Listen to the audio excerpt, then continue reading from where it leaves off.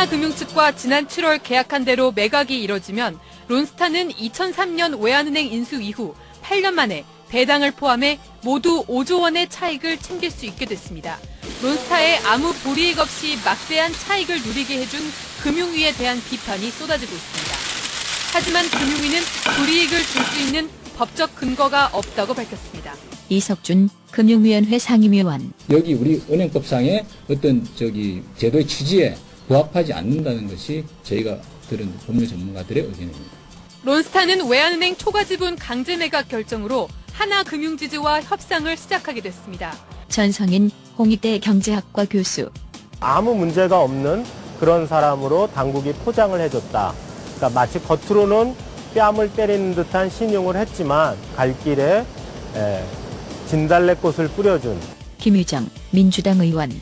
조건 없는 단순 매각 명령은 론스타가 엄청난 특혜를 받고 한국을 탈출하도록 도와주고 방조하는 결과로 결코 좌시할 수 없는 행태입니다. 주가 조작이 드러난 론스타가 경영권 프리미엄을 챙기지 못하도록 징벌 성격의 매각 명령을 내려야 한다는 주장도 있었지만 금융위는 별도의 조건을 붙이지 않았습니다.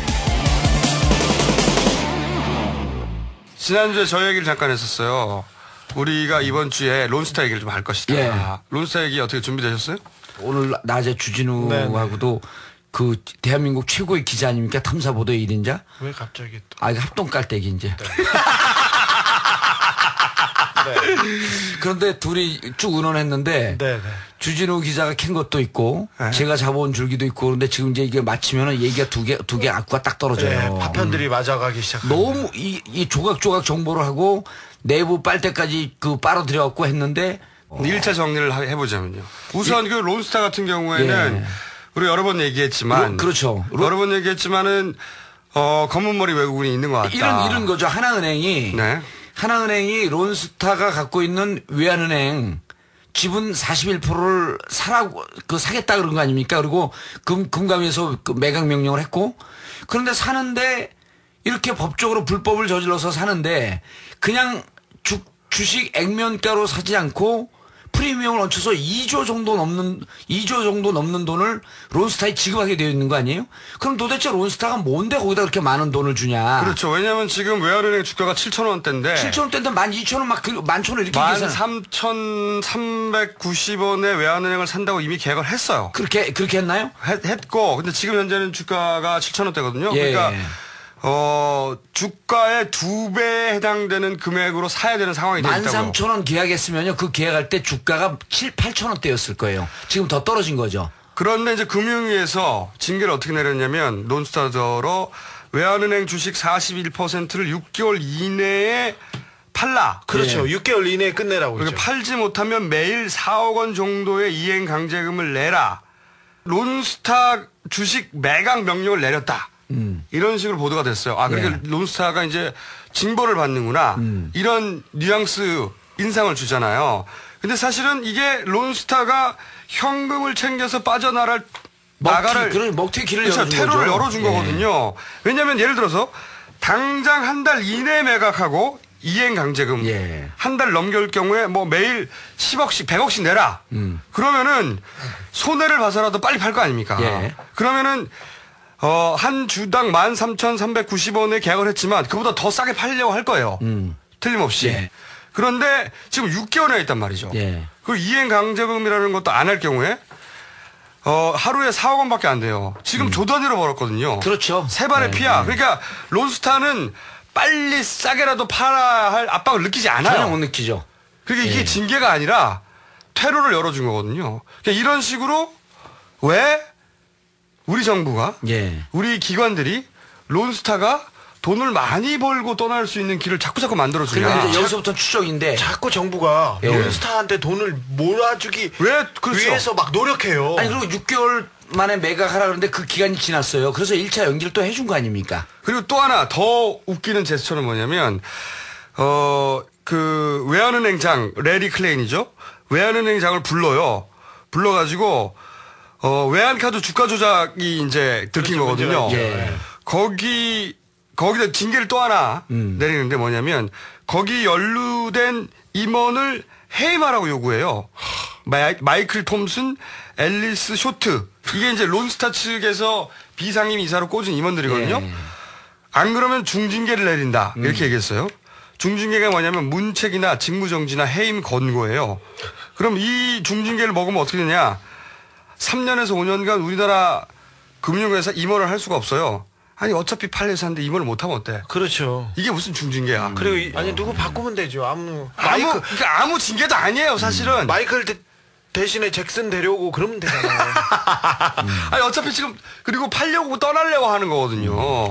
근데 이게 징계도 아닌 것을 징계인 양 제스처를 왜 취하느냐. 네. 그리고 왜 이렇게 긴 시간을 줘서 네. 충분한 협상 시간을 가지고 제값을 가나마 받도록 만들어주느냐. 그러니까 론스타가 돈을 벌게끔 해주냐. 왜? 금융위가 론스타 금융인가? 미국 금융위. 그래서 저희가 이걸 계속해서 꼼꼼하게 검은머리 외국인이라고 얘기하고 실제로 론스타의 주식을 갖고 있는 사람들은 회사는 외국 회사지만 내국인이고 그 기득권층일 것이다라고 하는 추정만 하고 있었던 거 아니에요? 그런데 예? 각하 시점으로 보자면 전지적 각하 시점으로 보자면 굉장히 파워풀한 사람이 있는 거예요 지금. 그렇죠. 누군가 이 금융위와 론스타와 하나은행까지 아우를 수 있는 어떤 거대한 힘이 있는 겁니다. 그렇죠.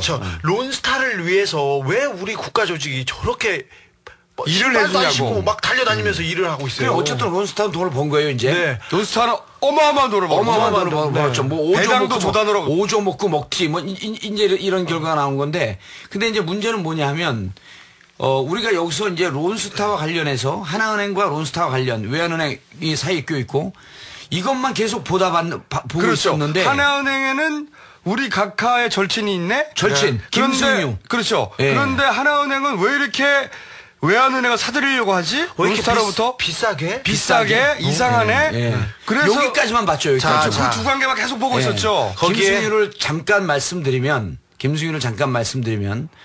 김승유 회장. 김승유 회장인데 네. 지금은 하나 금융지주그룹의 회장이고요. 네. 그 전에는 하나은행장이었었어요. 네. 하나은행장이었었는데 그때 2000년 초반이죠.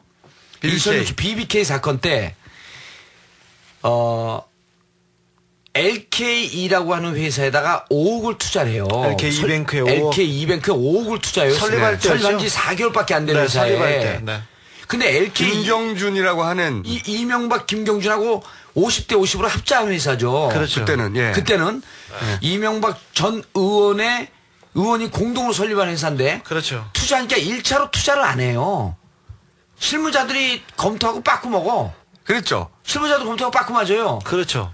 그래서 다시 서류가 들어왔는데 어떻게 서류가 들어왔냐면 LK뱅크는 투자 자문업인 BBK를 100% 소유하고 있으며 그리고 이미 수익을 내고 있다. 이렇게 내부 품위서가 올라갑니다. 그래서 내부 품위서를 보고 5억을 투자해요.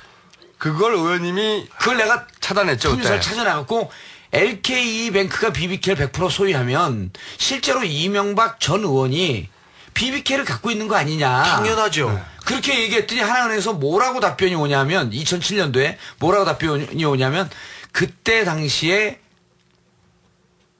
우리가 잘못 판단해서 실수로 투자한 거다. 그리고 그 돈은 나중에 김경준이 미국으로 넘어가기 전에 되돌려주죠. 되돌려주죠. 근데 그냥 단순히 되돌려주는 게 아니라 하나은행이 투자하는데 풋 옵션 계약서라고 하는 걸 이명박 각하와 계약을 맺습니다. 뭐냐면 5억을 날리면 이명박 전 의원이 갚아주는 거죠. 갚아주는 거예요. 이명박 개인이 자연인이 갚아주는 거예요. 이 풋옵션 계약서까지 맺어요.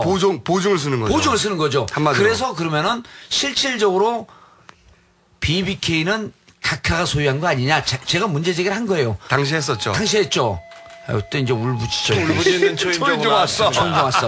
빨리 하라는 거야 이제. 알았어. 그래서 김승유는 그런 사람이에요. 그러니까 이명박 대통령 각하와 고대 동기동창이고 30년 40년 지기 절친 아니에요. 네네. 그런 사람이 지금 하나은행 금융주주 그룹의 회장으로 있으면서 하나.